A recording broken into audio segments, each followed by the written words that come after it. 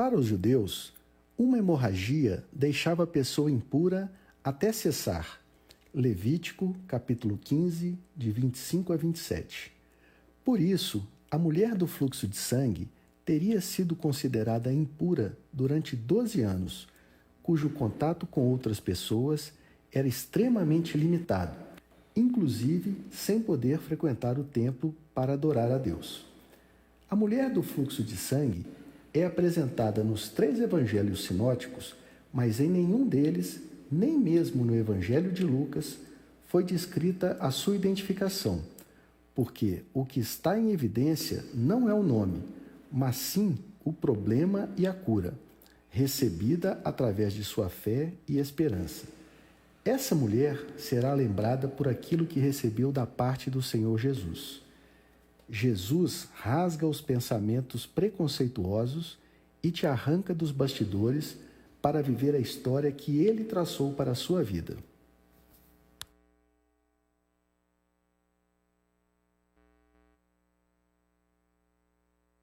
Quem sou eu?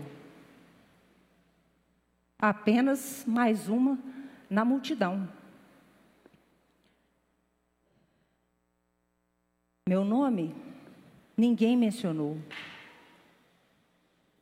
Eu sou aquela que gastei todo o meu dinheiro em busca de uma cura para a minha enfermidade. Procurei os melhores médicos, mas tudo foi em vão. Entrava ruim, saía pior. Aquele mal me acompanhava há 12 anos.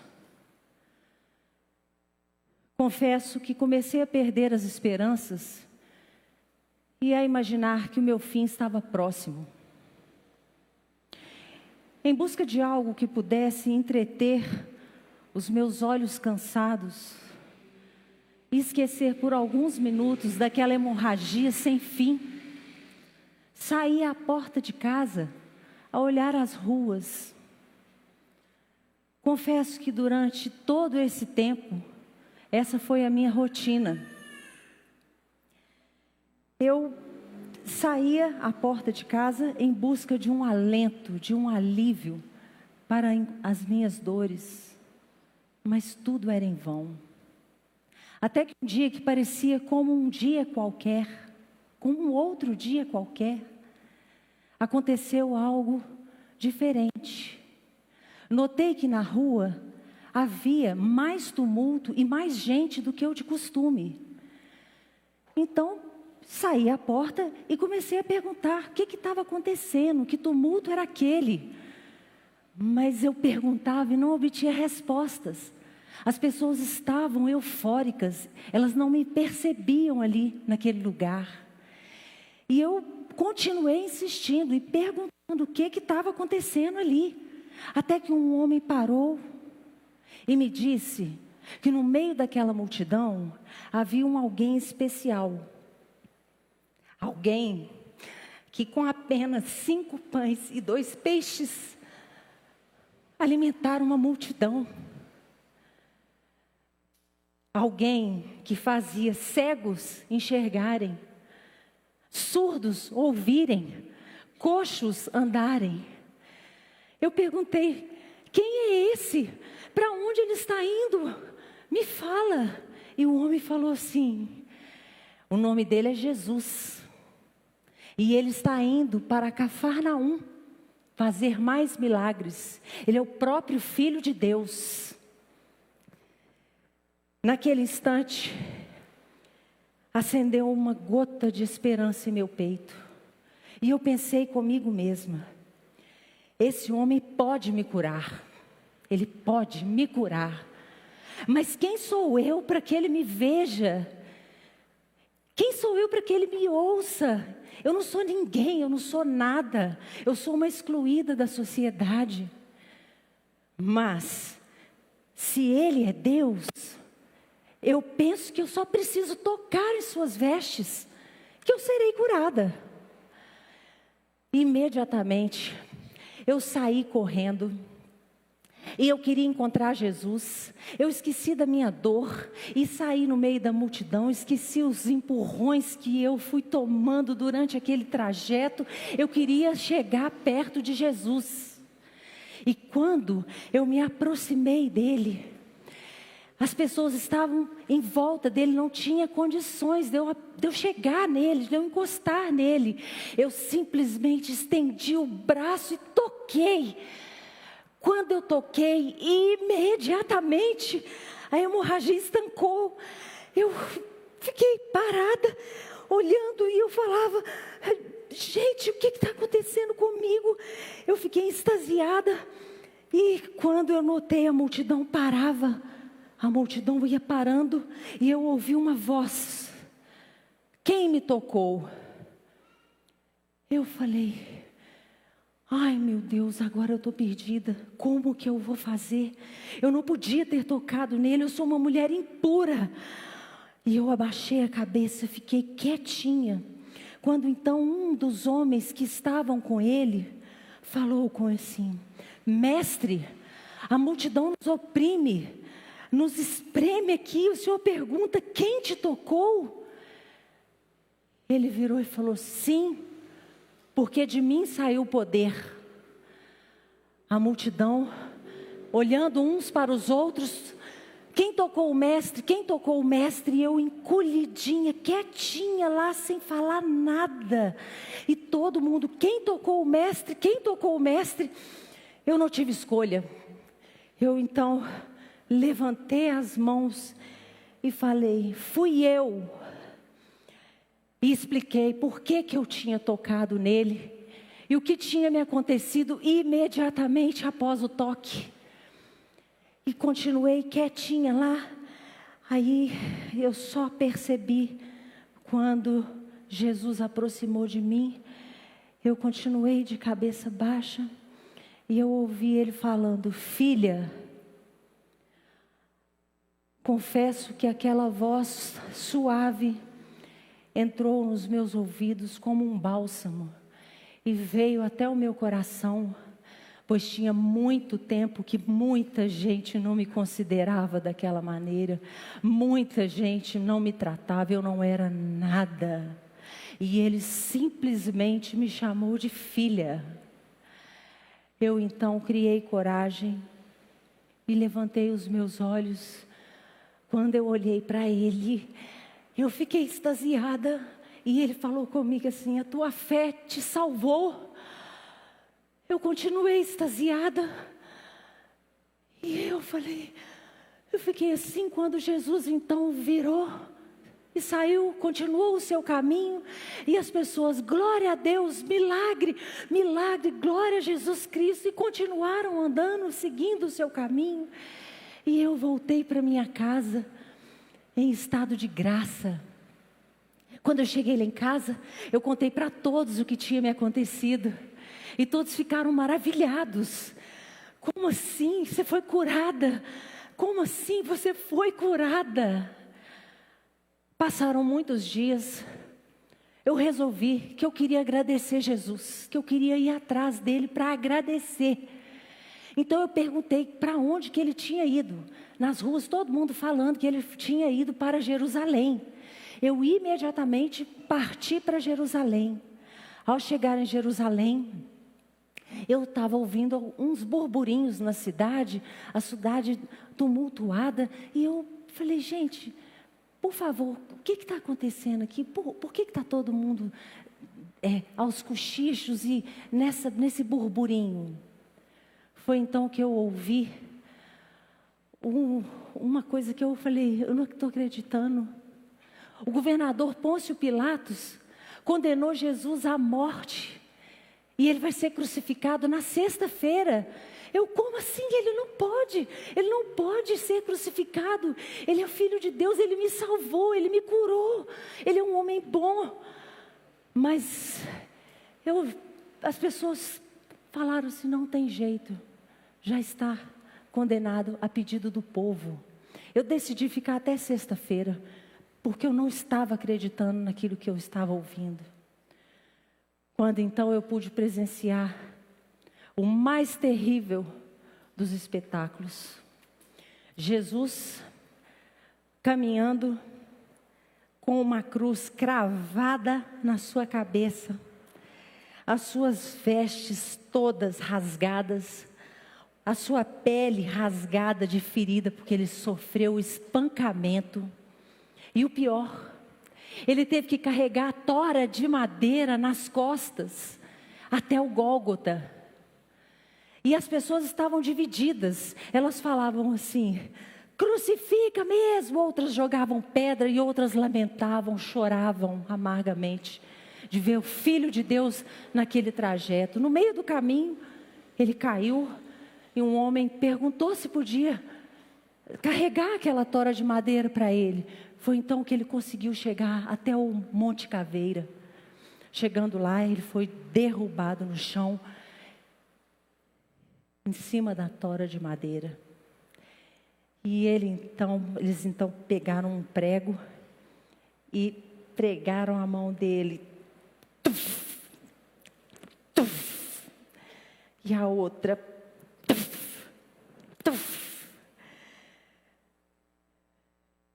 Gente, o meu coração doía, o meu corpo tremia, eu não conseguia mais ver aquela cena. E quando eu olhei, Jesus já tinha sido levantado no madeiro. À esquerda tinha um ladrão, à direita outro. O da esquerda zombava de Jesus, caçoava dele, enquanto o da direita falava: eu creio que tu és filho do Deus vivo, perdoa os meus pecados. E Jesus: ainda hoje estarás comigo no paraíso. Ele disse para ele isso. Os soldados romanos e as pessoas continuaram zombando de Jesus.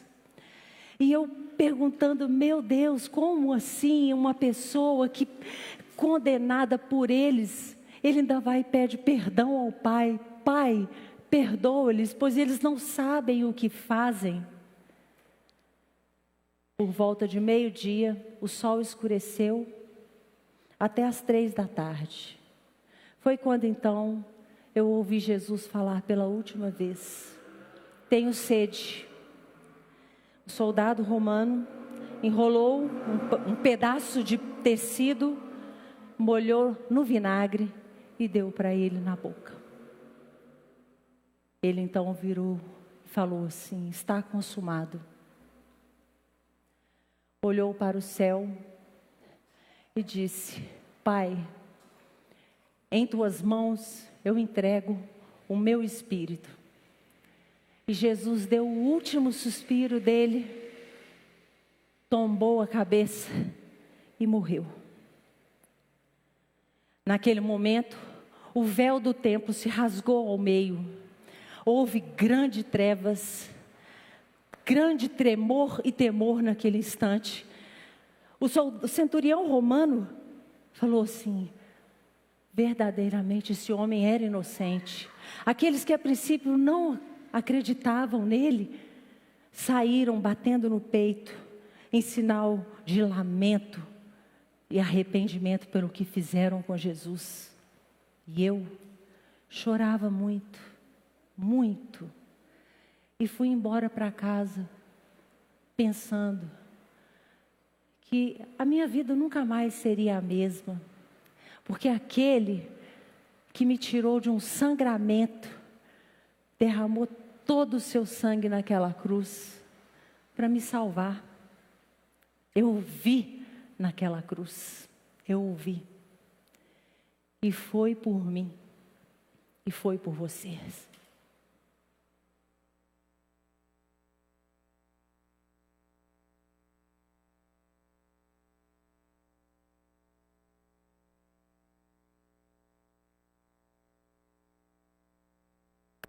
O problema que aquela mulher estava enfrentando não a fez deixar de ouvir, e o que ela ouviu foi o suficiente para tirá-la do lugar de sofrimento.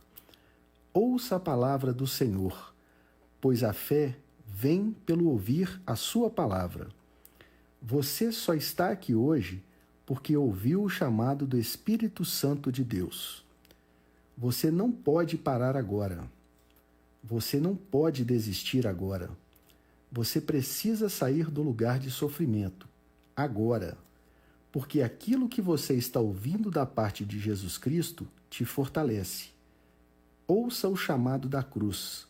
Saia do lugar de trevas para o lugar de luz.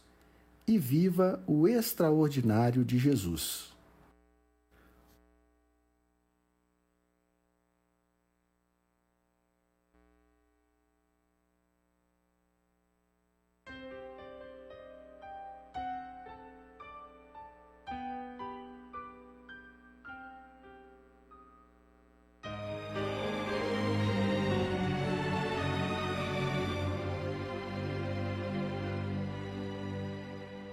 Como vai a sua vida? É bom desabafar tudo o que sentes. Não podes desanimar, precisas suportar até o fim. Imagine lá no Calvário, Jesus Cristo foi por ti crucificado, escravos em suas mãos, com amor no coração, tudo isso por você. É difícil carregar a cruz que ele levou, carregou sem reclamar. É impossível esquecer sua morte lá na cruz, lembranças de Jesus, lembranças de Jesus.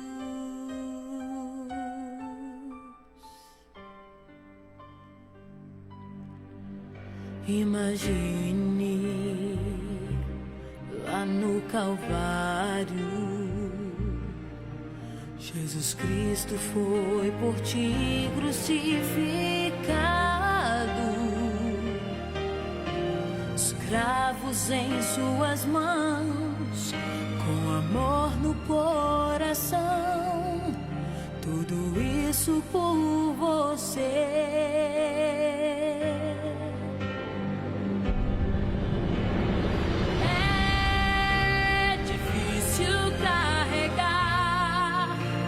A cruz que ele levou, carregou sem reclamar.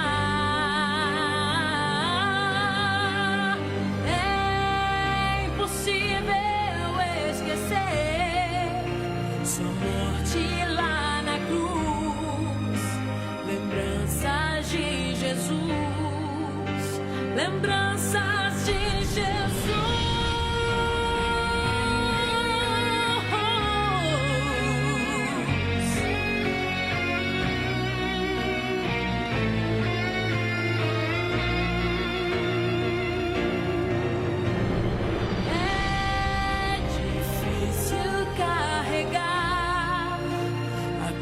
Que ele levou, carregou sem reclamar.